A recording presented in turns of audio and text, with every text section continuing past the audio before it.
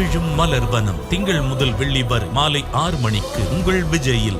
Meenakshi Faculty of Arts and Science for Women at KK Nagar, Chennai. BCom, BSc, BA, BBA, BCA and Viscom. Apply now.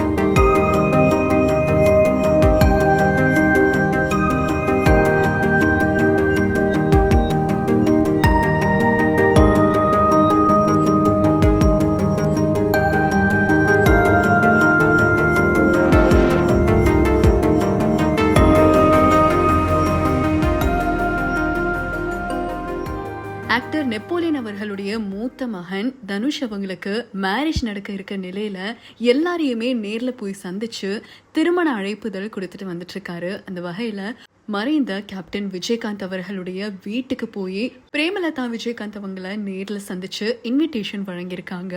இந்த videos தான் social மீடியால Napoleon அவர்கள் share பண்ணியிருக்காரு. Actor Napoleon அப்படின்னு சொன்னாலே பல்வேறு மூவிஸ்ல நடிச்சிருந்திருப்பாரு. ஆனா இப்போ கரண்டா ஒரு பிசினஸ் பண்ணிட்டு இருக்காரு அப்படின்னு எல்லாருக்குமே தெரிஞ்ச விஷயம் தான். யூஎஸ்ல தான் இப்போ செட்டில் ஆகியிருந்திருக்காரு. அதுவும் அவருடைய மகனான தனுஷ் விருப்பப்பட்டு.